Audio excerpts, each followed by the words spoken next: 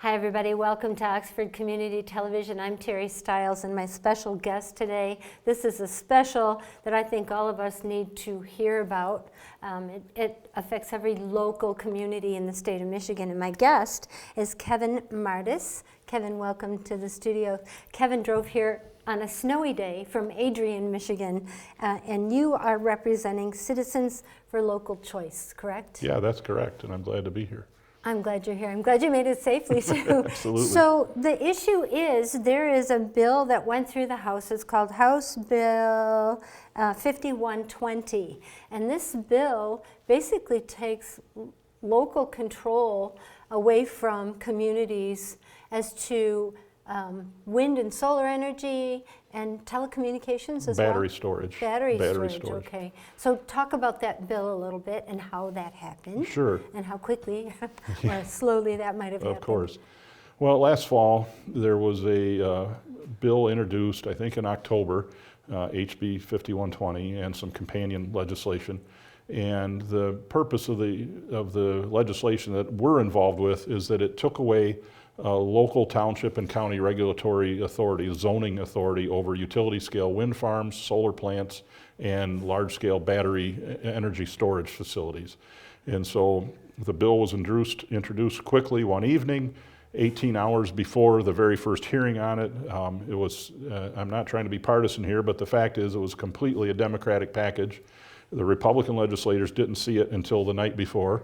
And within 4 weeks, maybe 5 weeks, it was voted on, and not long after that signed into a law, which is, if you compare it to 2016 with the energy package, that was a 2-year bipartisan effort to update the energy laws. This was rushed through in a matter of a few weeks. And so it was rushed, the language was rushed, but the net effect is that large-scale solar installations, and just so people are aware of what that means, we're talking 1,500 to 2,000 acres, like 3 to 4 square miles, is no longer subject to local regulatory authority. Likewise, large-scale wind turbine installations. And for urban areas who think they're immune from this, battery storage facilities only take 8 to 20 acres until they would no longer be subject to local control. So places like Flint or Saginaw or Detroit may have many brownfields. Maybe they want batteries there, maybe they don't, but they will no longer have a say about the district, the size, fire suppression, screening, anything. All that's been taken away and given over to 3 unelected bureaucrats at the Michigan Public Service Commission. We think that's wrong. We think it should come back to be a local unit of government decision like all other power plants are, like virtually all other land uses are. So how does eminent domain come in to play? Eminent domain is not yet a factor with respect to acquiring property for wind, solar, and battery storage. However, with these projects often come a demand for new transmission lines. Some transmission lines are subject to eminent domain. And while this current Michigan law doesn't do anything about eminent domain, we see people like a year ago, Jamie Dimon, CEO of JP Morgan Chase, saying publicly that we're going to have to start using eminent domain to force through transmission and renewable energy projects. And so this is a first step that would certainly ease that transition, because when the argument is we have to do this or the planet will die, suddenly that justifies any and all behaviors to get that in. We're not weighing into the climate debate, but there are more solutions to those issues than just wind and solar, but this approach really just targets those 2 technologies. Well, and even if they wanted, even if wind and solar was the answer, the local control is the point, correct? That's it. We are staying out of the renewable energy debate. We're a very big tent. We have far left Democrats supporting us, including candidates who are running against Democrat representatives who supported this bill. They're running on that very issue. To far right Trumpers, if you want to call them. They all agree on one thing. This is a local issue. Some love renewable energy. Some love large scale renewable energy. Some think it's a tremendous waste of money. Our coalition's staying out of that. We're simply saying your community can decide. For instance, 4 counties with a huge number of wind turbines, Tuscola, Tuscola, Huron, Sanilac, Gratiot, Isabella, there's 5. Even though they all have welcomed wind in many different ways into their community, they still adopted resolutions opposing this legislation. They recognize that it still should be their choice and not the Public Service Commission. Is there any other states in the United States that have adopted this type of bill? Yes, New York did a number of years ago. Ohio started out with local control, then they gave it to the state in 2007.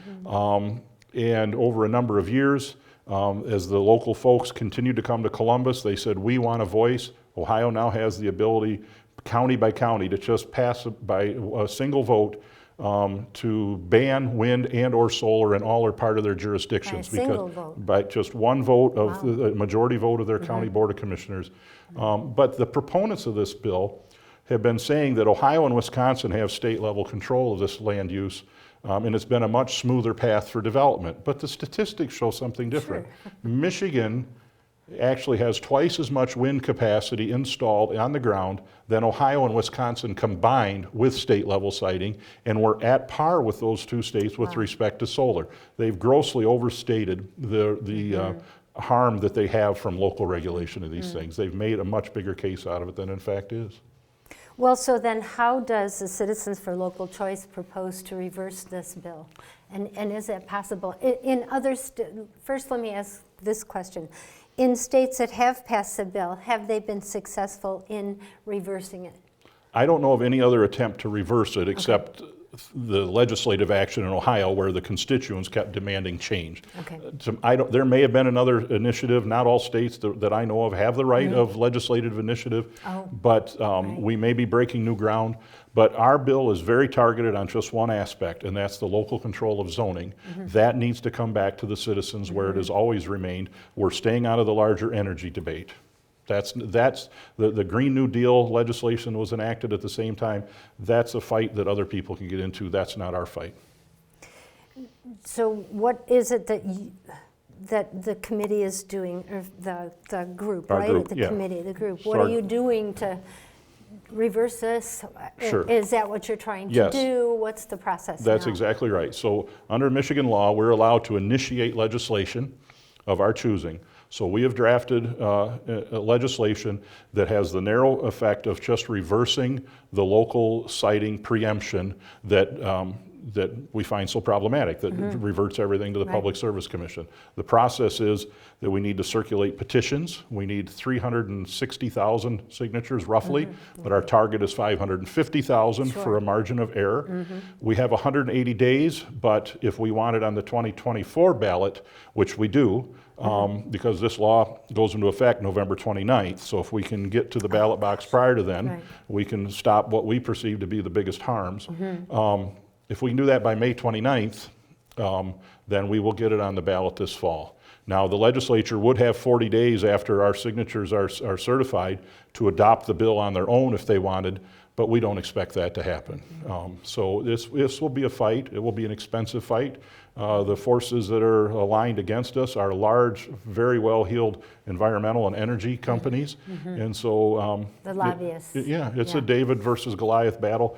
Sure. But the polling from the Michigan Township Association shows 85% opposition to this law statewide, including in urban areas like Detroit. Republicans 92% opposed, Democrats 85% opposed, City of Detroit 70% opposed, Upper Peninsula 92%, Holy cow. broadly bipartisan. Almost nobody likes this law. And that's what gives us our hope. The power, our power won't come from the money, but from the voices of the people. Right, and we have the opportunity to speak. I want to know how we can help, how we can speak, so don't go away. We will be right back.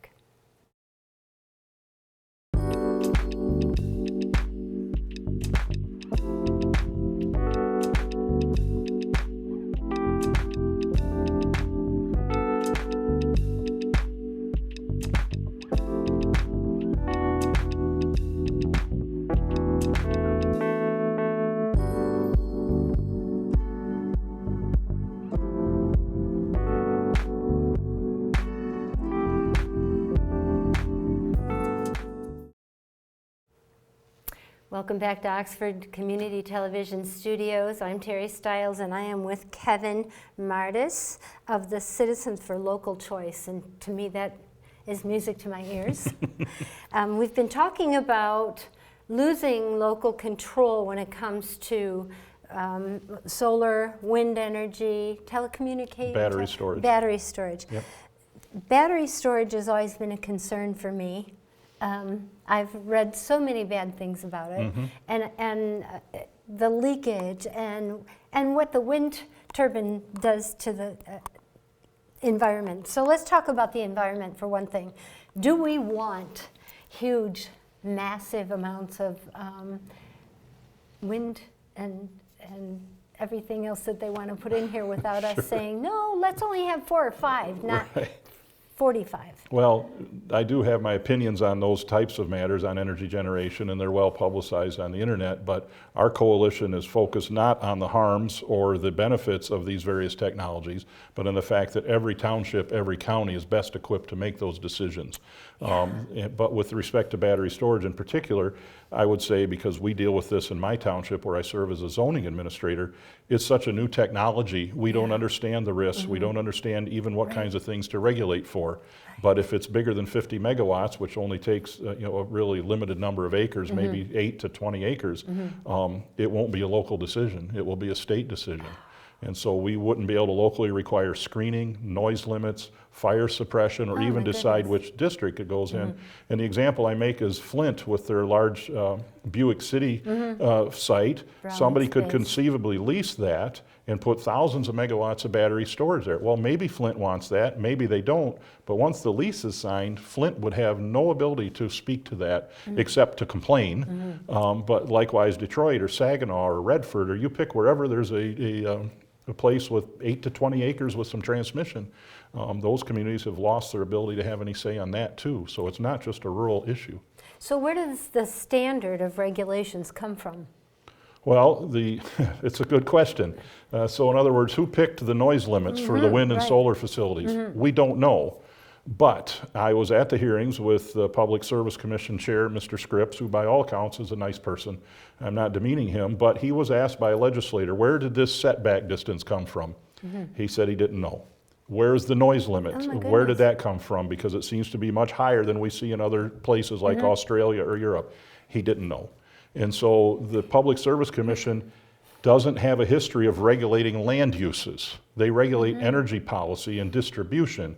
And so now these people who haven't been involved in land use or zoning are now being asked to become the statewide zoning board. Wow. Some of these solar projects are 15 to 20% of the ground in an entire township. Oh my goodness. I mean, it's not a little 50-acre project. These are thousands of acres. Especially in the UP, there's a lot of acreage available if they decide they want to strip the land and put windmills up there or battery. Which is happening right now. It's happening right now. Forest ground is far cheaper than agricultural ground. And so if they can buy the ground, which is often held by hedge funds and not timber interests, so their primary interest is financial return rather than maintaining a forest for forest products. If they can buy it, log it off, and take those profits and then put solar on it. So people in the Upper Peninsula are very concerned about this. The timber and paper industry is very concerned about this, and they should be. And it's only, the logging is only a short-term win for them. That's right. Oh, gosh. Yeah. Okay, so what I really want to know is what do you need to do to repeal? What has to happen? What are the steps that need to take? Sure. First off. So we're telling people 3 things. Sign up at our website, and it's micitizenschoice.org. So sign up there. Anybody can sign up. And secondly, we have a list of county captains there. So every county, we have most of them covered, but not all. There's contact information is there. Your people can reach out to them and say, I'd like to circulate petitions, because right now we're in the petition circulating phase. Then you can circulate those petitions. We have videos and instructions on how to do them accurately so they're not rejected, which is why we want the 180,000 extra ballots. And thirdly, donate. It's critically important that people donate to our cause. We will be outspent. The other side takes a lot of their money right from our utility bills and tax bills. We don't have access to that kind of money. But donate, and unlike candidate donations, there's no limit on what an individual or a corporation can give to our efforts. The other great news that we just got this week, and I'd be remiss if I didn't bring it up, is Michigan Farm Bureau has voted to join our efforts, and they're actively working with us, and the Michigan Township Association. So their networks of, I think, about 35,000 people are all being encouraged to join in this effort, and that's truly a wonderful thing. They recognize that the local unit of government is the right place for these Sure. really important land use decisions to be made, and we're so thrilled that they've chosen to partner with us. So now we need to appeal to the Michigan Municipal League as well, right? We would really like the Michigan Association Counties and MML to join us, and we have been talking with them, and of course they have to listen to their membership, but Sure. we have a very open dialogue with them and other groups as well. Now, are you asking also communities to write resolutions and send them to our senators and or Yes. send them to you, or if they write those resolutions, where should they go? Sure, if you're a township or county official and you go to micitizenschoice.org, we have draft resolutions there that you can modify for your Great. community. And while the legislature won't really care what you have to say on this, what counties are doing, for instance, Delta County and the Upper Peninsula, they passed the resolution to support our group, to support our efforts Okay. in not financially, kind of units of government can't do that, but to support our efforts. And that became a media story in the local newspapers, which raises awareness. So we encourage your townships, your county boards to adopt these resolutions, your village and city governments, say, we support this effort, get that in the press, and that will continue to raise awareness of our efforts, because a lot of people aren't aware of this issue. And so Right. we definitely have to increase awareness on this. And I would say the reason, even if this issue doesn't matter, there is a slippery slope that's not imaginary. Right now, it's this issue. They've already taken local control of this, and we need to successfully reverse that. But there are bills right now, and maybe your community has short-term rentals like Airbnb. There's bills introduced again to take away local regulation of Airbnb, sand and gravel mining and extraction. The bills keep coming back again and again to take away local control of that. And telecommunications as well. There's a bill introduced right now to take away control of the easements for telecommunications. So yeah, right. It's a slippery slope. We It need to sure set a is. stake in the ground right here and say, no, this has to stop. I don't want legislators to ever feel like this is another topic they want to take up again. And the way to do that is to have an overwhelming win at the ballot box. Yeah, right. And funding, as far as funding, is it strictly donations, or how Well, are you yeah, getting your funding? right. You have attorneys also that you're working Well, with? yes, we of Okay. course, as all the successful efforts have to do, they have to have good legal counsel, good PR people, good lobbyists. And it's because we've hired good talent based on small donors across the state, that a group like Farm Bureau or Michigan Township Association sees us as credible, seeing as worthy partners in this effort. I'm so pleased with our team there. But the legal expenses will mount. When our petition language was Sure. approved, there were multiple attorneys there taking notes. We don't know exactly who all they represented, but the standard process is for the opponents to our efforts to seek every possible legal challenge to stop us, when all we want is to give the people a voice. We just want to give them a chance to speak. And so the advantage to them is that they can put more It saves facilities them money. out there? Yes. Or, okay. Yeah, the Detroit News, when this legislation was introduced, the Detroit News said in an editorial that they think this bill is all stick and no carrot, and it's too soon to use this kind of blunt force to force this in. So Yeah. the benefit is it will be cheaper for the developers, while the local communities will receive very little benefit. And it would be impossible to reverse once everything's erected. That would be That's right. impossible Nobody to tears them reverse out that. after they're in. Sure, That's they for stay sure. there. Even if the rules change, those are grandfathered They will in, stay. correct? That's right. I have some more questions for you, and I really want to get more information out there on how people can help, what they can do to help, and we'll go over that timeline again. So don't go away. We have one more segment. We'll be right back. Okay.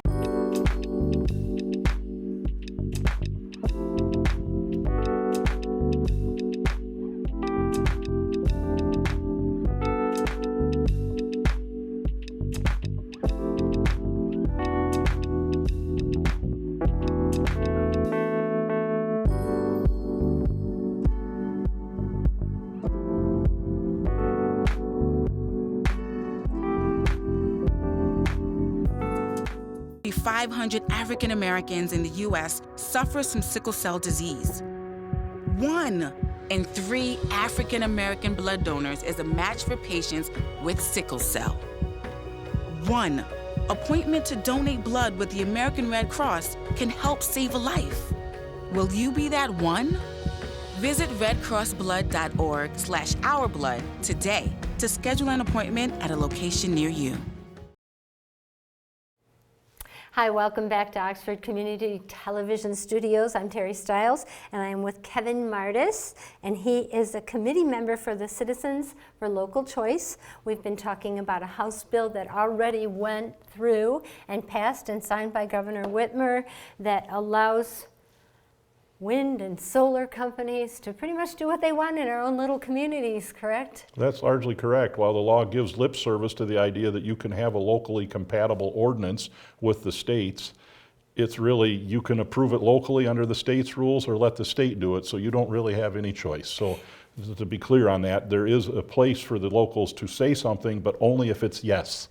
That's the only option we have now. Yeah, and even if they say yes, it's very tentative as to, I mean, if they're a day late in saying yes, the state can take control, right? That's right. There's a whole host of reasons that the locals can be ignored on this matter. Oh my goodness. Okay, so we talked about funding.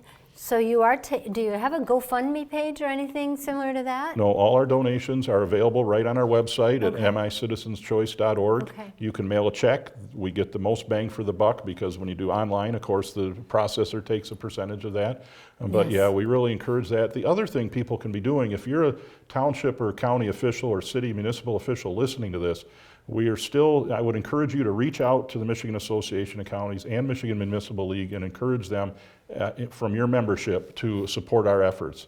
That would be really useful now. Those groups are very responsive to their membership, and we respect their leadership in this space, and we certainly hope that they can come on board with us. So you're looking for the group as a whole and then individual support as well? That's right. Correct. And then how about volunteers? What do you need for volunteers? We need, if you go to our website, you'll see we have a list of county captains. So if you're watching this and your county doesn't yet have a county captain and you're interested, send an email and we'll talk with you and talk to you about that. If you live in a county with a captain, we really need people to be circulating petitions. So go to the website, you can sign up to start getting our emails. You can also contact your county captain, be it Oakland or Macomb or Wayne or wherever you are in the state. Reach out to them. They have the petitions. They will get them to you. They will get you instructions and they can get you going. We need many boots on the ground. 550,000 signatures is a lot, but as I say, if we have 10,000 people doing it, they only need to get 5 a day for 10 days. Yeah. And our goal is to get those 10,000 folks busy, and it's growing every day. And you're talking actual boots on the ground. There's no petition that they could just sign online? No, it's not legally done online, and people should know if they get our petitions, you cannot photocopy those. They need to be from our printer. And so once they get those petitions, they send that back to all those instructions are on our website. You mail them back to our office in Lansing, and then we will be counting them up and making sure we have enough and going through the process. And so once they receive all those signatures, the signatures are good, what happens then? Then the legislature has 40 days to decide whether or not they will take up our legislation on their own. If they do not, then it will go on the ballot in November. And so then we'll see what the people say. And what happens if they do? If they do. Oh, you mean if they can just reverse it, or the governor can just say never mind? No, they could adopt our legislation if we get the signatures and just do it, and then our law would go into effect. Okay. But I think that's unlikely because the governor is campaigning on this very issue as a signature policy piece. So we understand there will be tremendous and powerful forces against us. But then in November, if we win at the ballot box, they're supposed to put that into effect. There is one other risk. There is a thing called adopt and amend, where they get this petition that we win, and they say, okay, we're going to adopt this, but we're going to add some amendments to it now. Well, if the amendments don't harm our main thrust, which is to restore local control, then okay. But if they do, our team is committed to then placing that amendment on the ballot through a referendum process. We are committed to this to the end, and I want to let the legislators know that. I think when you have this popularity for an issue with polling that stark, the Democrats, what I saw, were not that eager to do this, particularly in swing seats. And when you see primary challenges in Democratic districts by Democrats on this issue, they can do what they wish. They have to respond to their own constituents, but it's high stakes poker if the people speak and you decide to not do that. Yeah, right, especially in an election year. It is, it's a danger. Everybody's renewing their terms. Exactly. The numbers aren't with them. They're with the people that are opposed. That's right. Left and right. The city of Detroit, 70% opposition, 85% Democratic opposition to this law. That's where I want to be. And I will say, as divided as our state is, divided as our country is politically, we need an issue that will unite us. And this is that issue where we can put aside our fringe differences and unite on the central themes, which is one vote, one voice, our community, our choice. To save our property. To save our communities, keep our our rural way of life, our urban way of life. What we're choosing, right? That's right. Okay, so once again, your website, micitizenschoice.org. any telephone number that you want everybody to have? It's all that contact information is on the Okay. website. It's so big, we Try want not everybody to to- go through the website Okay, because great. I can only answer so many calls. And again, the deadline date is May 29th, so we need signature gatherers right away. how many signatures do you need? We're shooting for 10,000. 550,000 by May 29th to 550. get it on the November 2024 ballot. Kevin, I want to thank you for coming today. He drove in the nastiest weather up from Adrian, so I really appreciate you doing that because he wants to let us know what we're up against and what we're losing. And Absolutely. I appreciate that you're doing that. What a warrior. I appreciate Thank it. you. That's Thank very you for kind. coming. You bet. Thanks, Terry. Hi, everybody. I'm Terry Stiles, station manager here at OCTV. As you just heard, passage of Michigan House bills truly do affect our quality of life in our communities. We are encouraging you to check in on our Michigan lawmakers to see if they have your best interest in mind when passing legislation. House Bill 4965 is another one of those bills that we need to keep an eye on. It could affect our quality of life should it pass, which could cost some communities EMS, fire, and police services, along with our community health maintenance. This bill could eventually dissolve millions of dollars in franchise fees paid to our communities in the state by cable providers for use of community easements. Some communities, such as ours, use those fees to fund local community television. Many, however, use those fees to supplement tax and millage dollars to run their communities. This bill would exonerate cable providers from having to pay the rights-of-way fees, essentially rent, to the communities for the use of the community easement. Should that happen, communities could be compelled to make up those lost franchise fees in increasing tax or millages to keep those services alive in our communities. This bill, House Bill 4965, has not yet passed the Senate, so we are encouraging you to contact your senator and encourage them to refrain from giving in to AT&T, Spectrum, Charter, Netflix, and other lobbyists, and more. Contact your Oversight Committee clerk to stop this bill from reaching the Senate. His name is Mike Sitkakis at 517-373-5314, or the committee chair, Senator Sam Singh, at 517-373-3447. Your community dollars depend on it. It's not just a donation. It's a warm blanket. It's a bottle of clean water. It's a roof and a bed. It's knowing someone cares. It's feeling safe. It's a today that's better than yesterday. Every dollar you can spare helps so much more than you can imagine. Please donate now to Red Cross Disaster Relief. Your help is urgently needed.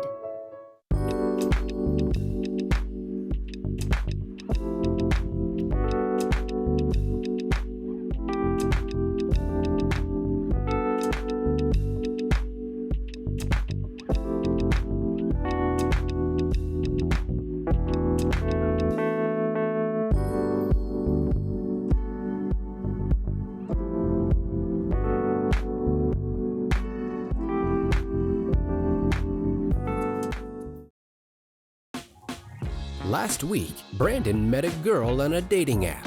One day after work, he finally found the courage to ask her out. No answer. He started to panic.